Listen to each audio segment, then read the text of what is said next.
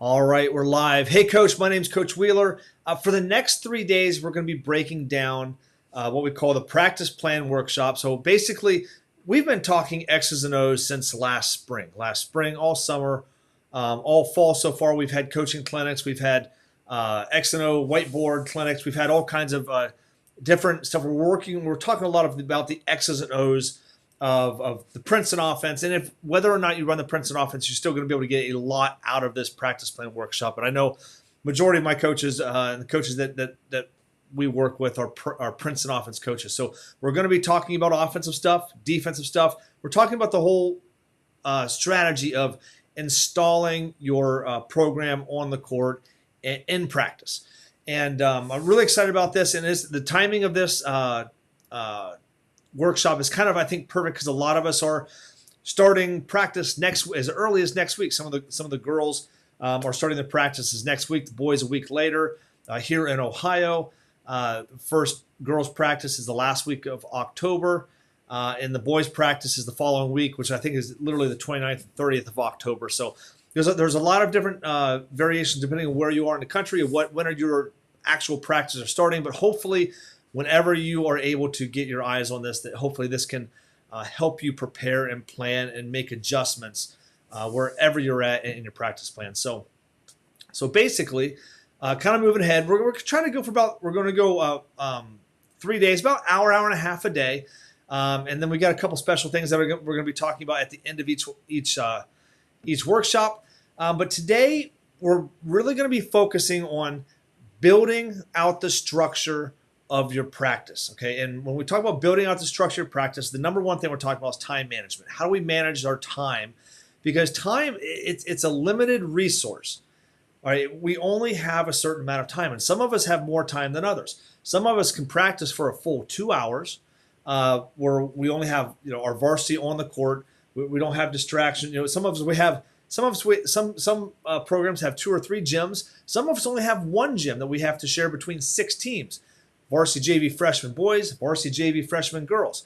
And how do you manage all that? So the time management is the way that we break down our practices is so important. And this is something that I went from being an assistant coach at a large suburb of Columbus, Ohio, at Westerville South, and we had 2 full gyms, and we probably had 4 full courts within those gyms if we went on the side courts, but we had 2 main full courts. So our varsity would practice in the main gym, where our JV would practice on the aux gym, and our freshmen would practice at another time slot in the aux gym. So all 3 teams could practice independently of each other. So there's a lot of different situations. I'm going to get into more detail about some different ways to do that, because when I became a head coach, we only had one gym, one high school gym, one middle school gym. We couldn't use the middle school gym because the middle school needed that. You had 4 teams splitting the middle school gym, and we had 6 teams splitting the high school gym. We had varsity freshman JV boys, varsity freshman JV girls, and it was really, really it took a lot of work and a lot of planning and a lot of management to make sure that we got the maximum amount of time on the court for all 3 programs with our boys, all 3 programs with our girls. So depending on your situation where you're at, because it's all different, you're going to have to take some of this information and apply it to what you think is what's going to be best for you and your program. So, but time, it's a limited resource. There's only so much of it. We only have so much time on this earth. We only have so much time on the court. So we need to break down each minute. Each minute on the court's worth its weight in gold. And when we talk about practice plans on day 2, and I actually go through some practice plans and actually, put down and show the exact times. Or you'll see us. Sometimes I'll spend a minute or 3 minutes, or sometimes I even break them down in my practice to 2.5 minutes on the court, or on a certain part of what we're doing, offensively, defensively, skill work, whatever. We'll break it down to the 30-second mark sometimes. And because we're very specific, we're very strategic about what we're doing, because time is very, very important. There's some things that we must do in practice. Some things we never do on the court. See, like for stretching, for example, we only have 2 hours, and we're not going to spend 10 minutes stretching. We're not going to spend 10 minutes on the court warming up, because those 10 minutes are so valuable. And again, we're talking about high school kids. We're not talking about professionals that, we're talking about, 14-year-old to 18-year-olds. And it depends what your philosophy is. My philosophy is I don't think those kids need to stretch before. We'll do some dynamic stuff to get a sweat, to get loosened up, but we're not going to spend 10 minutes stretching.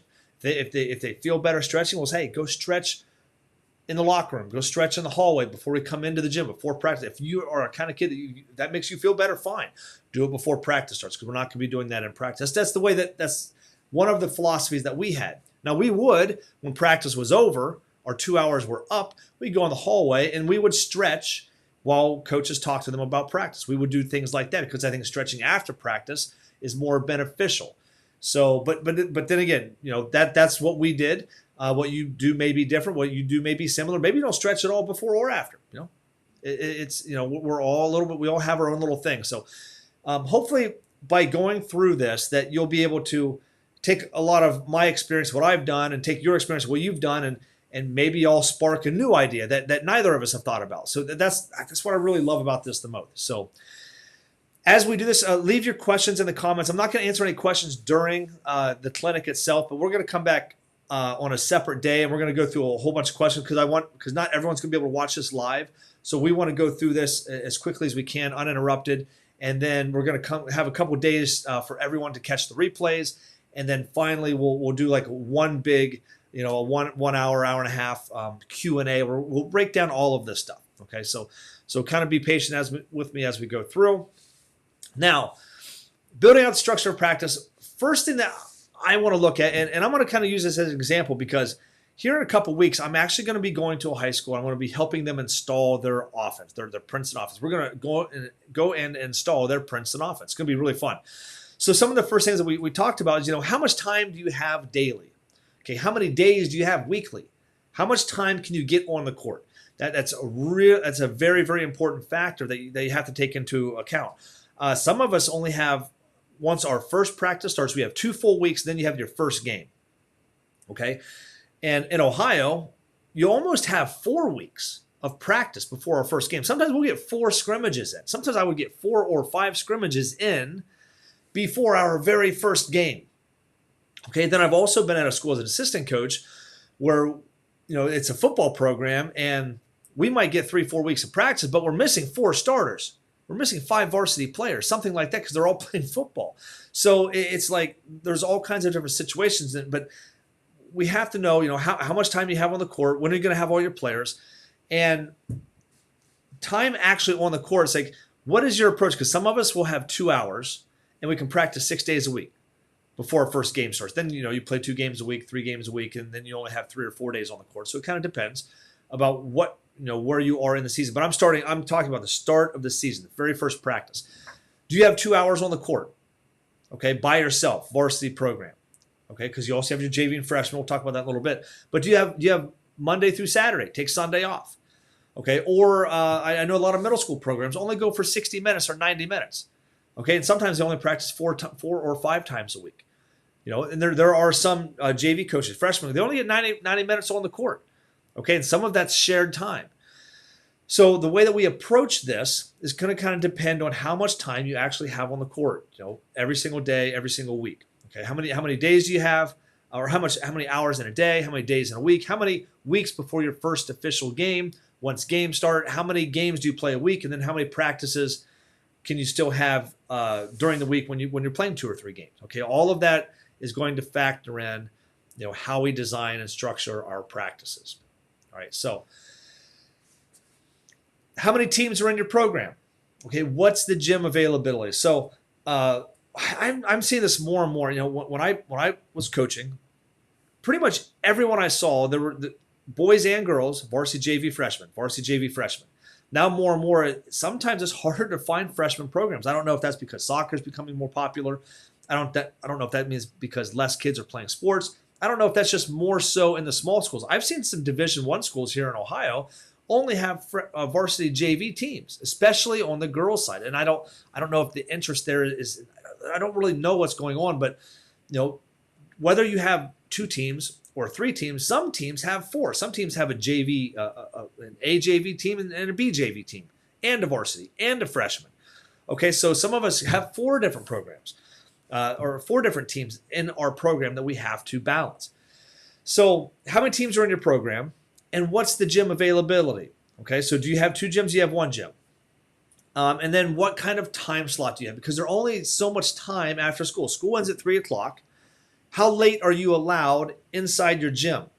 Okay, we were allowed until 9 o'clock. 9 o'clock, they wanted everyone. They don't want, and on a weeknight, you don't want your kids in the gym. You don't want the kids at school past 9 o'clock. Getting them home at 9:30 is late enough, but if kids are getting home at 10:30 at night, that just doesn't make sense to do anyway. That's not a good practice. I don't think anyone does that. I hope no one does that.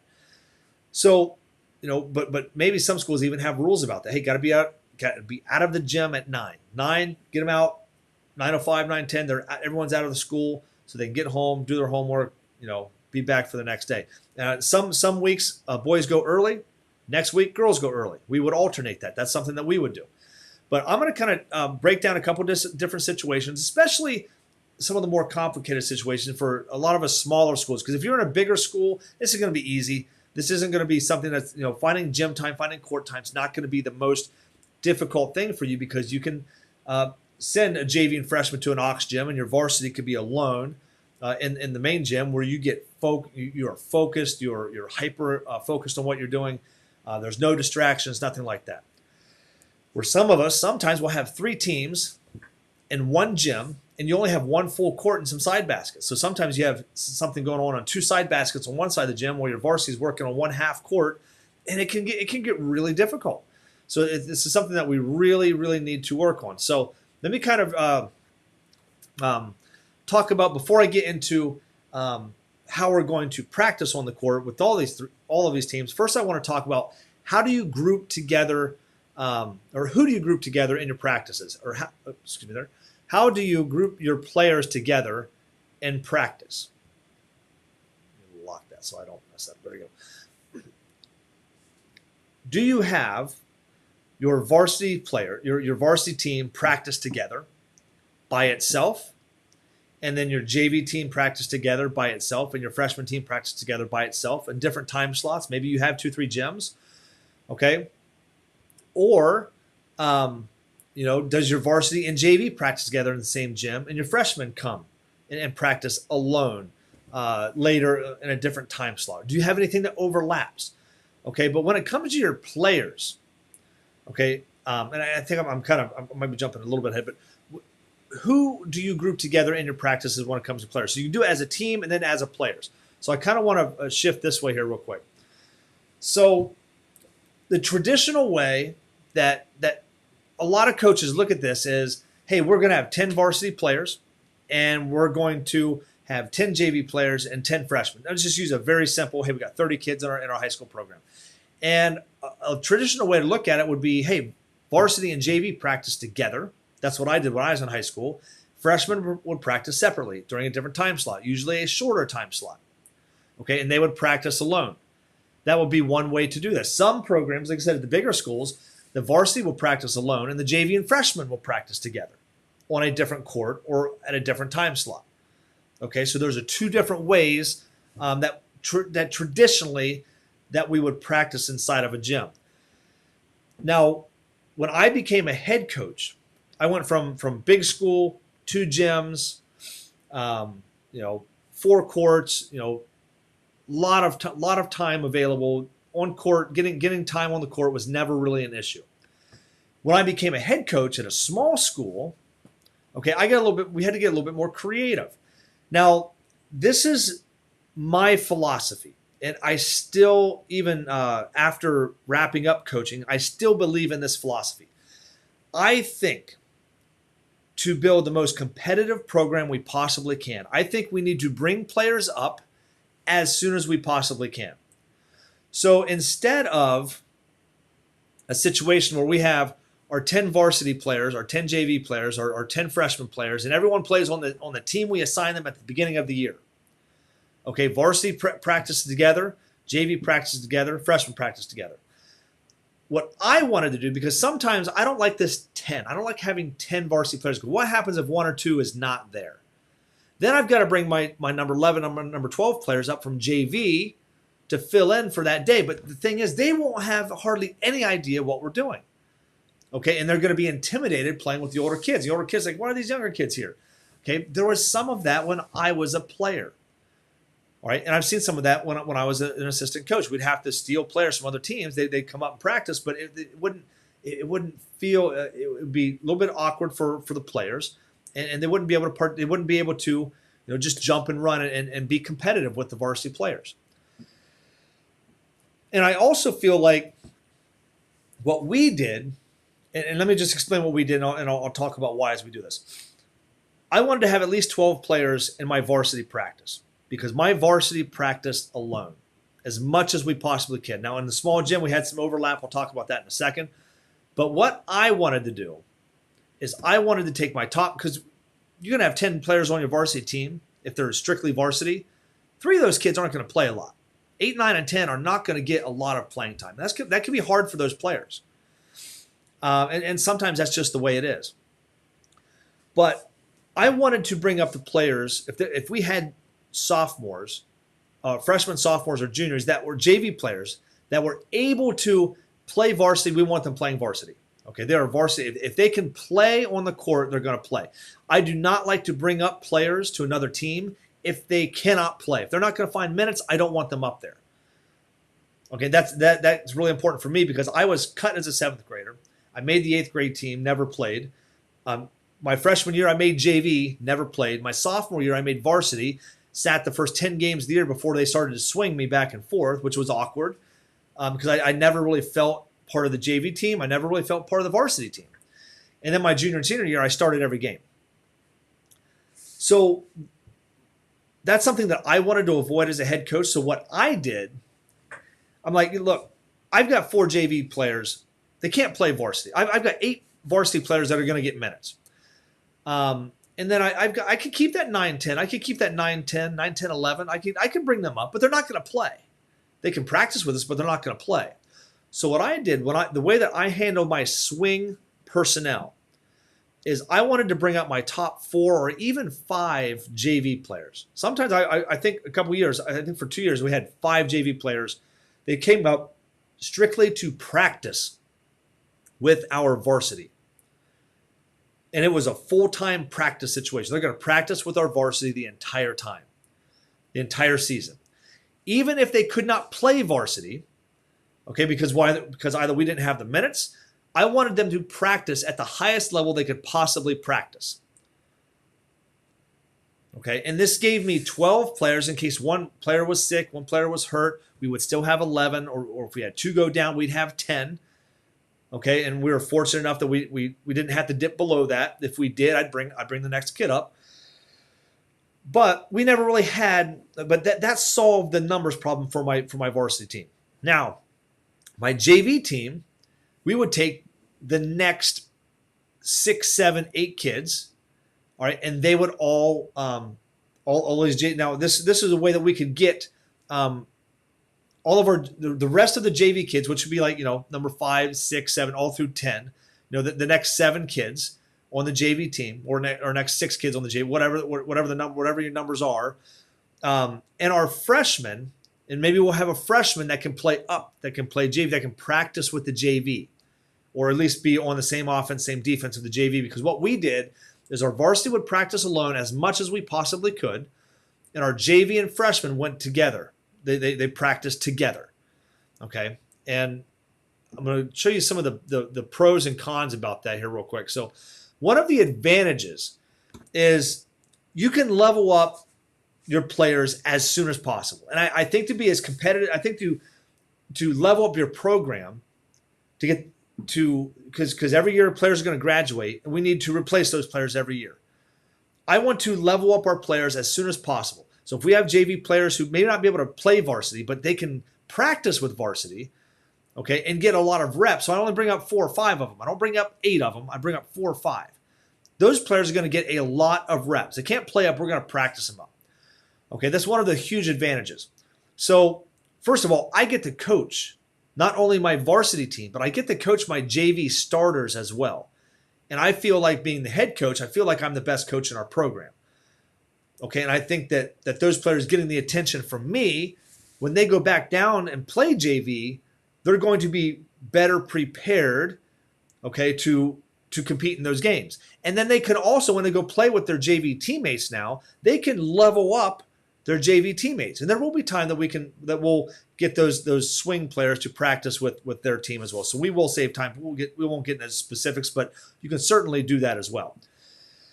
Another advantage rule of bringing those top 4 or 5 JV players up is the rest of the JV team, your role players in the JV team, they're going to get more repetition. All right, they're not going to have the first 5 stealing repetition. The JV, they're going to get more individual focus from the JV coach, the JV assistant coaches, and they're going to get more repetitions, which they need. Your role players need more repetition than your star players. We want our star players to have the reps too, and they're going to get the reps too, but your role players, varsity, JV, freshman, your role players really need those reps. Okay, and still, sometimes at the JV level, sometimes you still don't know who's going to come out of that JV team and be a sophomore on the JV team. Their senior year could be one of your best players, and you might not know that. There might be a role player as a sophomore, but as a senior, they're a solid contributor. Okay, but they need those reps, and I think that if you take those 4 or 5 up, swing them to the varsity group, for me, now the rest of my role players are going to get more attention from the coaches. They're going to get more repetition shooting layups. Going to get more repetition in the offense, and then if your JV team is better, because you've got 4 or 5 players practicing against varsity players every single day in a more competitive atmosphere, a more focused atmosphere, not and maybe they're even blended in with them a little bit at some point in time. Your JV team is going to be better. They're going to win more. They're going to win by a wider margin. Those role players are going to get more reps even in the game than they might get. Okay, because now if we're swinging players, maybe those 4 or 5 are only playing 3 quarters a game so that they can dress varsity and have 1 or 2 quarters available. So that's another strategy. And the same strategy between JV and freshman. We swing freshmen up. The freshmen, instead of practicing by themselves in the gym and just against each other, now they get to practice up against better competition. The freshmen get to practice against the JV. All right, they get to learn from them. They get to compete against them. They get someone challenging them. So we're always challenging our lower level players at a higher level as best as we possibly can.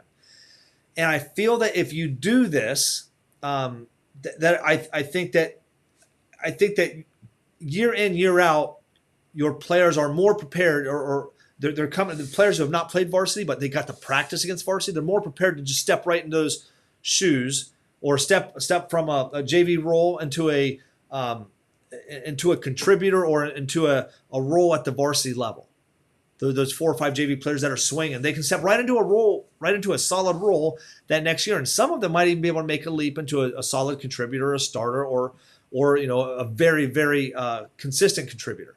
So because they've gotten that experience against older kids, I really think that's important, that if you can develop your program where you consistently have sophomores and every now and then a freshman or 2 cracking your varsity program, if you've got 2 or 3 or 4 sophomore players contributing every single year or every other year, you're going to be really good consistently over time if you can keep doing that. And I think we have to let them play up. Now, some of the points we have to pay attention to, I'm not going to call these cons, but something that we have to pay attention to is your team chemistry. And this is a strategy I didn't really go full in on my first year. And maybe it was a good thing, because when I became a head coach, the culture was the older players, they didn't haze the younger players, but they're kind of like, oh no, we're juniors and seniors, we're better than, they had that, they didn't really, they didn't, they didn't bully them, but they kind of bullied the younger players, because, hey, no, we're varsity, we're big bad, we're seniors this year, and it's our turn, and it's our turn to take it.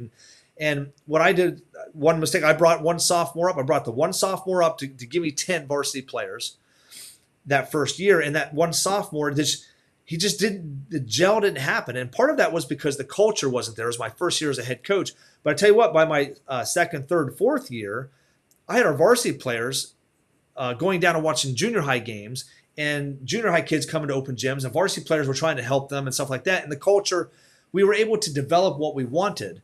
But having a culture where your older players will accept your younger players, because, hey, look, hey fellas, hey ladies, hey seniors, these sophomores are your legacy. All right. When you leave, these sophomores are going to come take your place. You need to make these sophomores as best as you possibly can. Accept them in here. Help them. Let them challenge you. Challenge them. Okay, and I think that's really important. So getting a culture so that your players understand that is going to be important, or else you might have a hard time, bringing players up, bringing players down, stuff like that. And then in the season, team chemistry. All right, mixing classes like this. Can you find time for the JV kids that are up, the sophomores that are up with the seniors, the freshmen that are up with the sophomores and juniors? Can you still find time? Because you're taking kids that are part of one friend group and bringing them into another friend group, but you don't want them to leave those friends behind. Okay, so from a chemistry standpoint, it's really important that when we have team meals, that sometimes that team meals, freshmen sit with freshmen, JV sit with JV, varsity sit with varsity, and sometimes we would go in, our varsity kids are sitting down with our freshman kids. Okay, at some point in time, and because they're accepting it, and sometimes we'll mix them all together. Okay, whatever you feel like you need to do to keep that chemistry, because there's always that argument.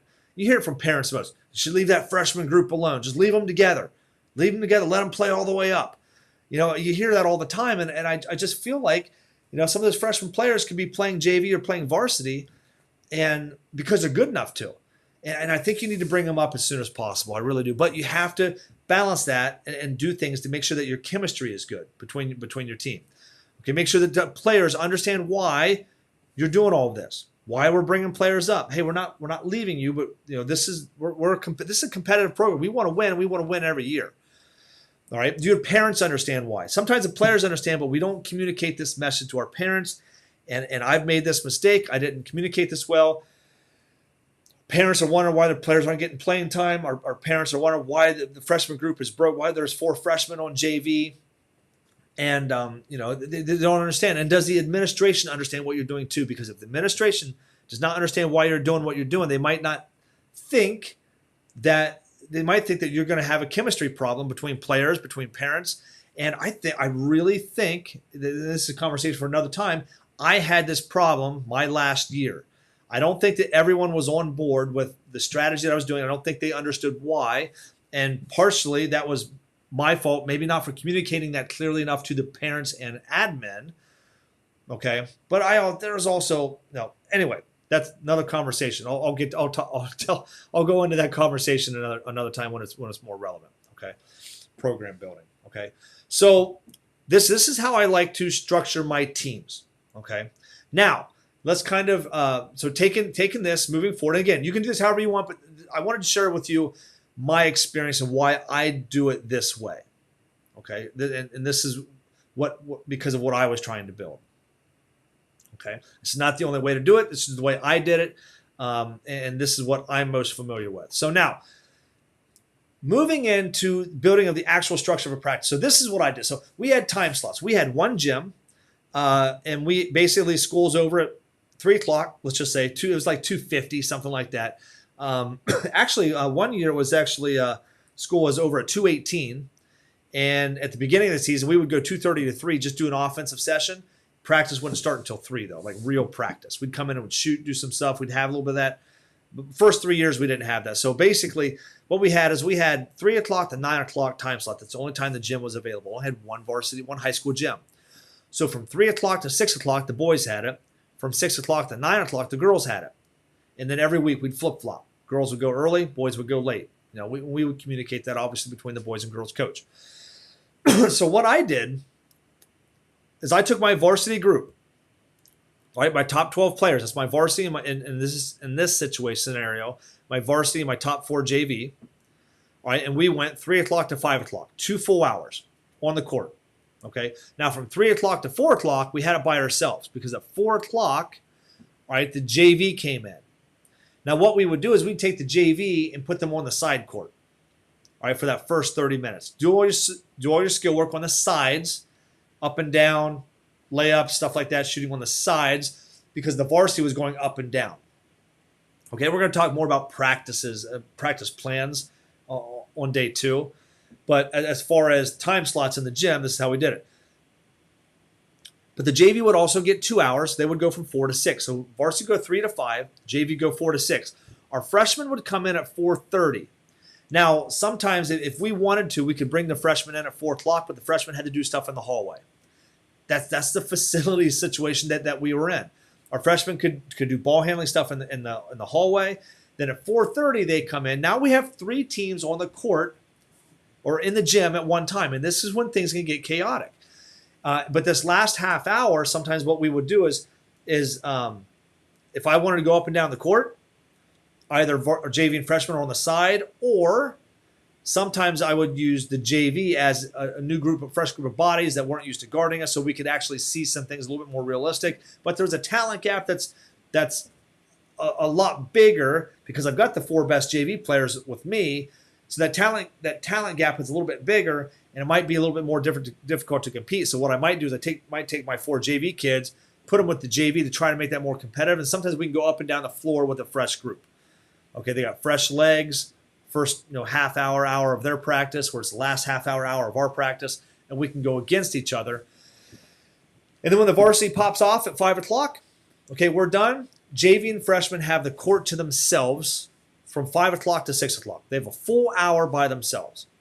Okay, so our varsity's getting 2 full hours, our JV's getting 2 full hours, maybe only an hour and a half on the full court.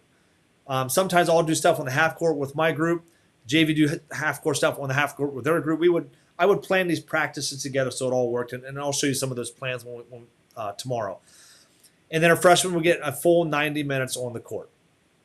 Okay, so that's how we group our players together. That's how we manage our time slots when we have one gym. Again, and if you have multiple gyms, this becomes very easy. All right, varsity's got one gym by themselves for 2 or 4 hours, no distractions. Sometimes you want to bring a JV in from the other gym for the last half hour of practice so you can work together a little bit. Okay, so you have a team that hasn't seen what you're doing for an hour and a half, now try to have to guard you. You have to guard them. Okay, and you can really be a little bit more dynamic when you do things that way. So there's advantages to both, but this is what I had to do in a small gym. If you can figure it out how to do it in a small gym with little resources, with lots of players and limited time, you can figure out how to do this when you have a better court situation.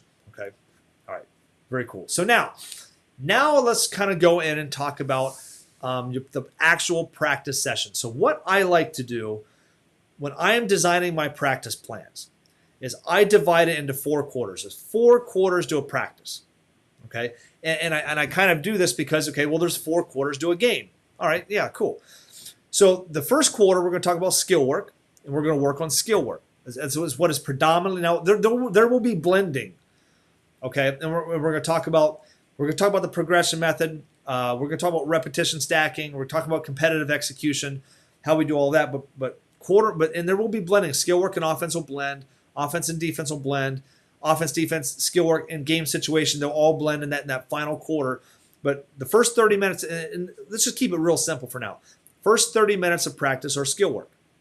All right, on a 2 hours, if you have a 2-hour session. Second 30 minutes of practice is offense.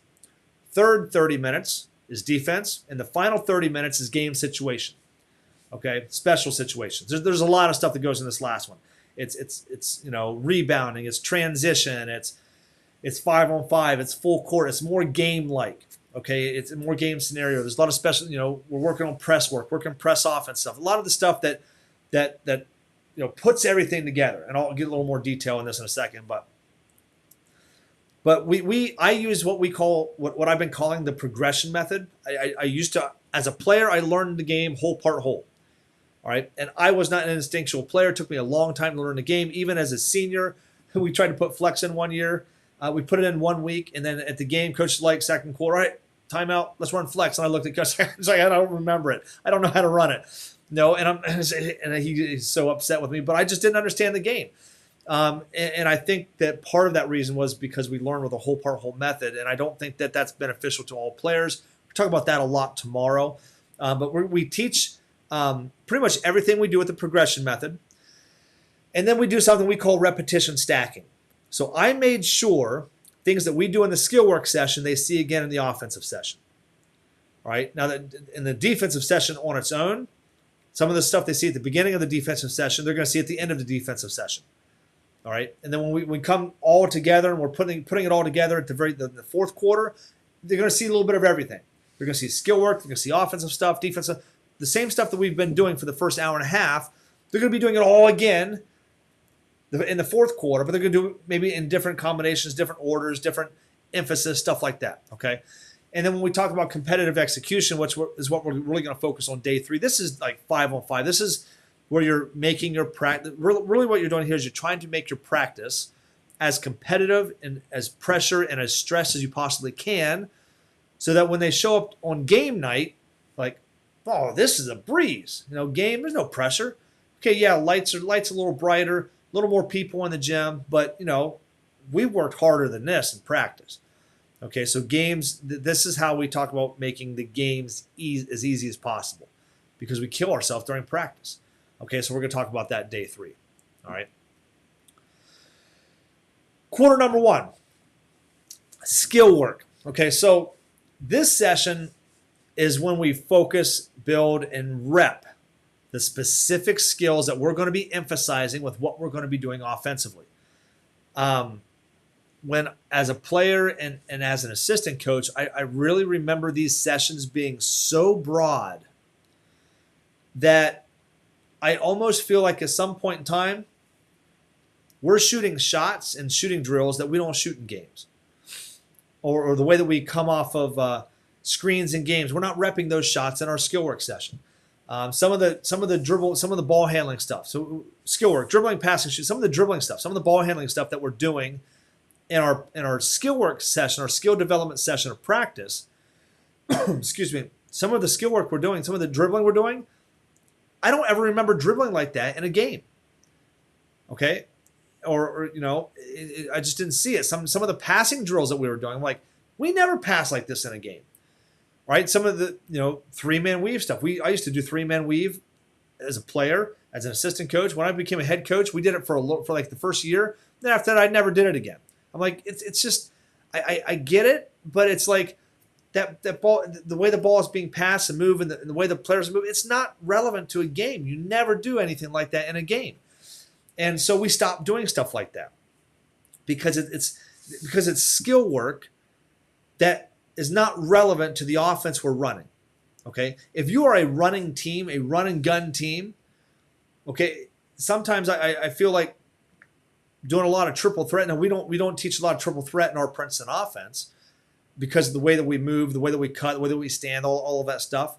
But if you're a fast break team, play fast, run fast. Some of the skill work that you're going to be focusing on is going to be different than a team that like, hey, look, we can't run with anybody. So the way that we practice, advancing the ball up the floor or dribbling the ball up the floor or scoring in transition, some of that stuff we're not going to spend as much time on. That skill work we're not going to spend as much time on because we're not going to see it in the offense that we have to design for us to be competitive, to compete, and to win some of these games that we're going to win. Okay, so depending on the offense you're running, and to say most of the coaches watching this are Princeton offense coaches. Depending on the style that because you can run Princeton up tempo, deliberate, whatever. I like to look at the offense we're running, look at how we run the offense, and what kind of dribble moves are we making in this offense to make it work? How are we scoring in this offense to make it work? Okay, what kind of for example, post moves. Never, as a player in my 8th grade to my 5-year playing career, 8th grade to 12th grade, never was I ever taught how to post up. 6 foot guard. I was never taught to post up ever. I caught it once in the post and I tried to do something and I got back on the bench and coach and players like, don't you ever do that again. All right. As an assistant coach, never taught anyone but a post player how to post up. When I became a head coach, my philosophy was I'm going to post everybody up. Everyone learned how to score in the post. And because we were scoring, we were posting up our guards on our offense. Okay, but that's a perfect example of that's a skill that everyone needs to know because everyone's going to do that in our offense. Okay, shooting, or ball handling. A lot of coaches, and I'm guilty of this too. I would teach 3 moves. I teach a double move, a triple move, a hezzy. We would do spin. We would do a lot of spin dribbles. stuff like that. But then I'm like, when do we ever spin dribble in our offense? There might be 1 or 2 players on our team that can do a spin dribble, but the rest of them that try to do a spin dribble, they're turning that ball over. So we didn't even teach it. And I might go to the best players on the sides. Hey, look, if you can obviously do that. So if you need to do it, do it. Okay, but we're not going to practice it every day. You're a talented player. If you need to spin, or some players can do things that other players can't. And, I don't want to spend time teaching advanced skills when majority of our team are a team of role players that will never be able to execute those advanced skills throughout one season. If you want to work on those, you have the whole off season to go work on those. Okay. So basically the whole point, what's your philosophy on skill development? You're going to be more advanced because maybe you have more advanced players that you can get up and down. You can do a lot of creative stuff with it. They have a little bit more of a margin for error. Or do you need to be more fundamental because you don't have a margin for error? Okay. What skills are you going to see most frequently in your offense? Okay. Crossovers, behind the backs. We don't really teach sits or behind the backs. We don't teach spins anymore. I don't really get into behind the backs very often anymore. I did a little bit early on, then I kind of went away from it.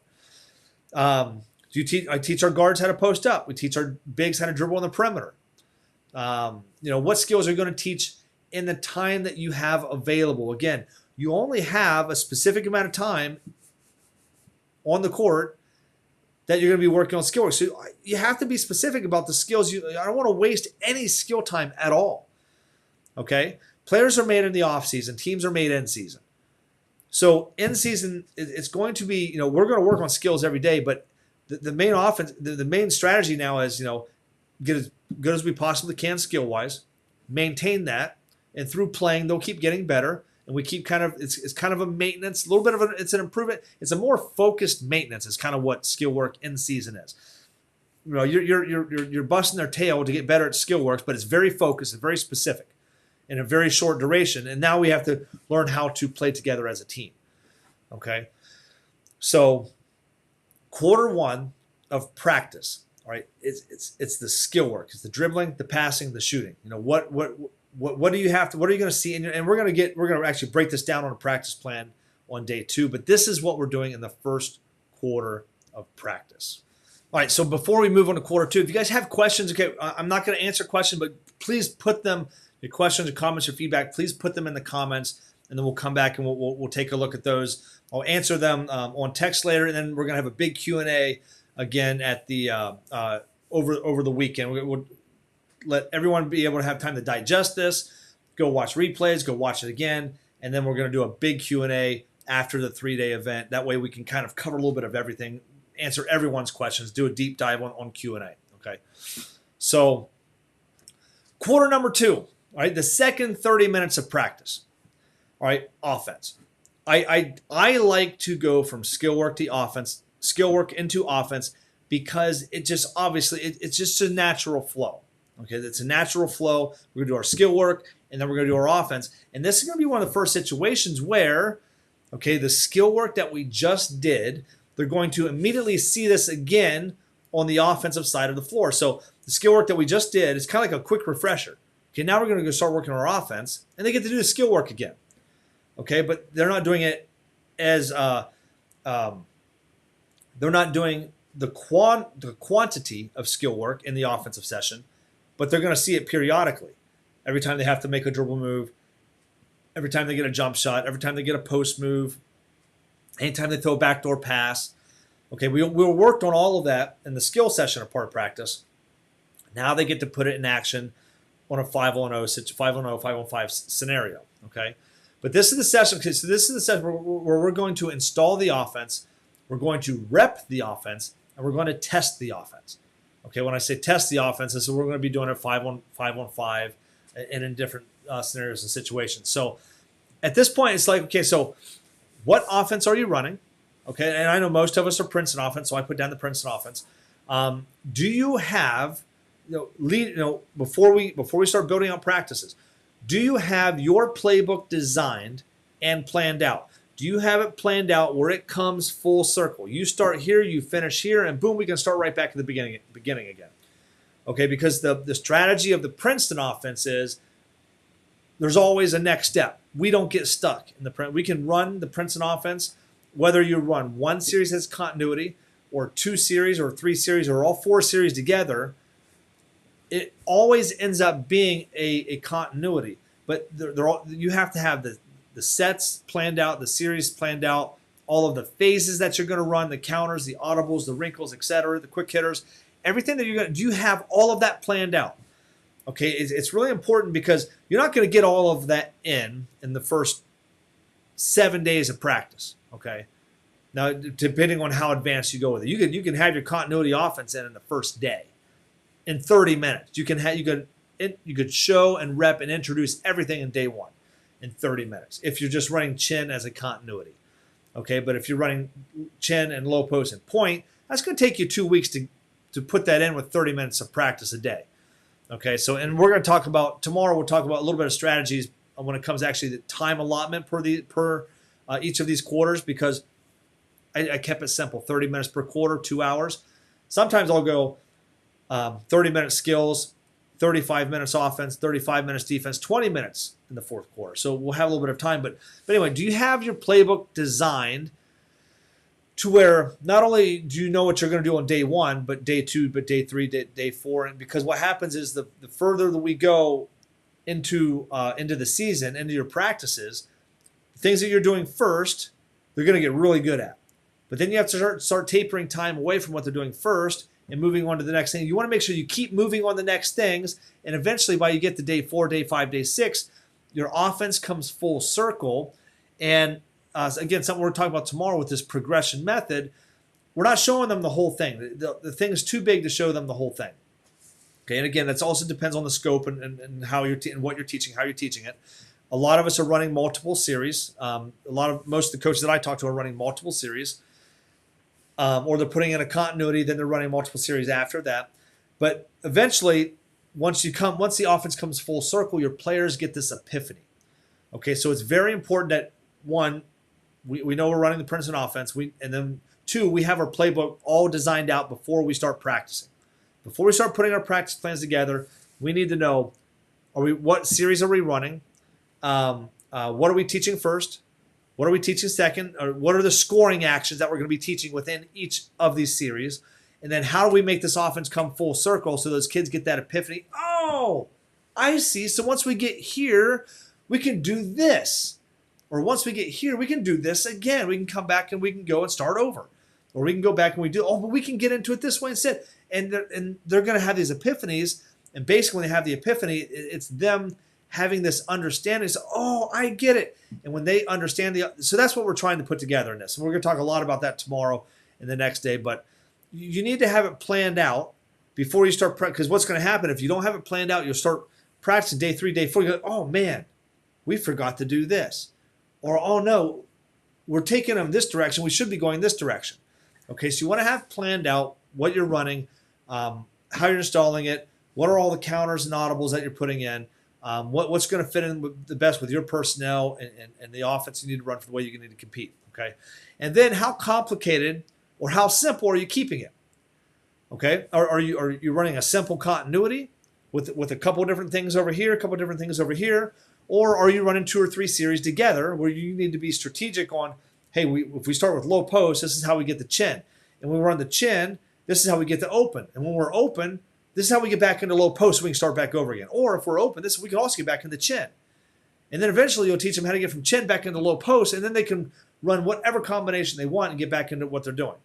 But are you going to be that complicated, or are you going to keep it very simple, just run one series as a continuity at the simplest you possibly can? Okay? And then what tempo are you going with? Are you playing up tempo? Are you playing more deliberate? Okay? How do you need to compete to win? These are questions you need to have answered before you start planning out your offensive sessions of practice. Okay, but this is quarter 2. All right, so that's quarter 2. Now quarter 3 is the defensive session of practice. Now a little bit differently from defense doesn't really have it does and it doesn't. So you don't have the same ball handling skill work. Obviously, so we spend 30 minutes of skill work before we go into our 30 minutes of offense. Okay, so you think pretty much, well, you have an hour of offense there. So the next 30 minutes is defense. And you're thinking like, well, how do we do a lot of the little stuff like getting into a stance, that would be a skill work. Reach steps would be a skill work. Diving on the floor for loose balls would be a skill thing that you're doing on the defensive session. And I'm going to break down what we do in a defensive segment when we build out our practice plans on day 2. But what we do is we build our defense from the ground up. Again, I'm not going to show them the whole thing. We're going to use the progression method here as well. But we will start out and do some skill work. We'll do mass shuffles where we're going to, hey, this is a wide variety of movements that you're going to do in the half court. You're going to do reach steps. You're going to do glide steps. You're going to be contesting shots. You're going to be taking charges, diving on the floor for loose balls.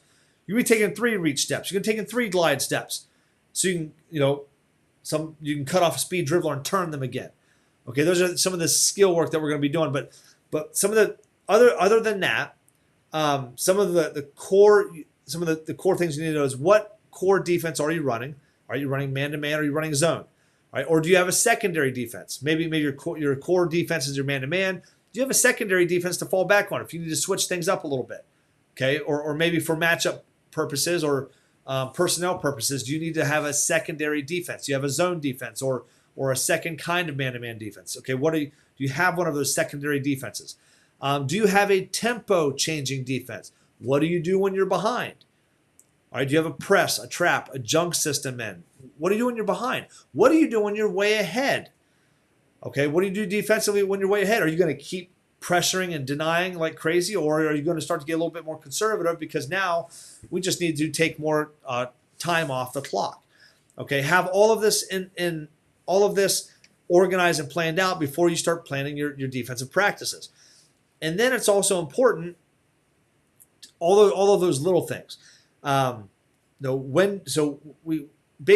we build up our defense, we're going to build up all of the little stuff. Again, all of the skill work, the slides, the getting on the floor for a loose ball, taking charges, reach steps, glide steps, turning the defender, stuff like that.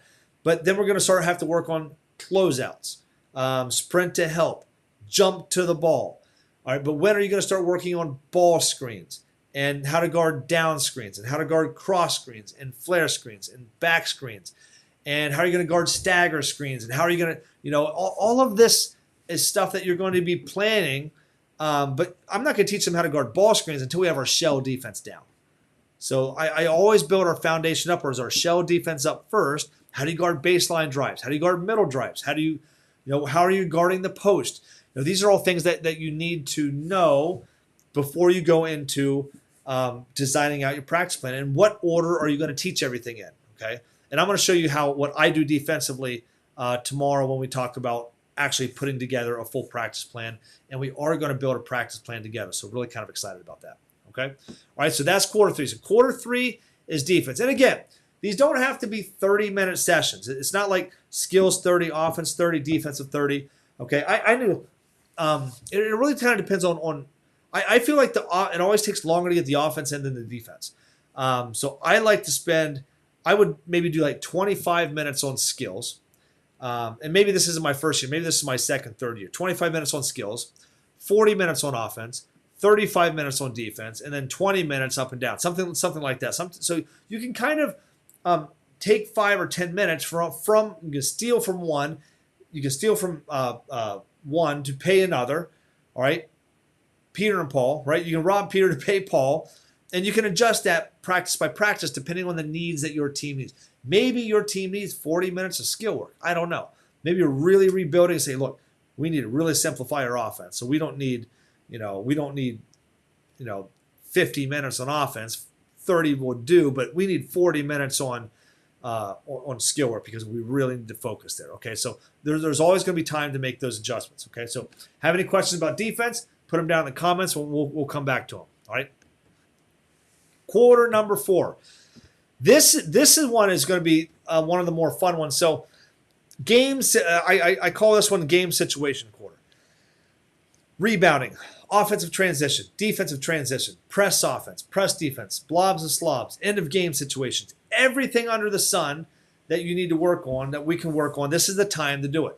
Now, at certain points, you might get to a point where 2 weeks in practice, that this session, instead of being 20 minutes, is 40 minutes. Hey, we've got our offensive end, so we don't need to spend 30 minutes on offense anymore. We can spend 20 minutes on the offensive stuff, get the reps, maybe introduce something new. And then once we get to that final part of practice, now we're eventually by the end of the year, this fourth quarter is like 45 minutes. Is like the 45 minutes of practice. It's almost half of practice, okay? Because we're doing everything we possibly can in as much of a game-like situation as possible.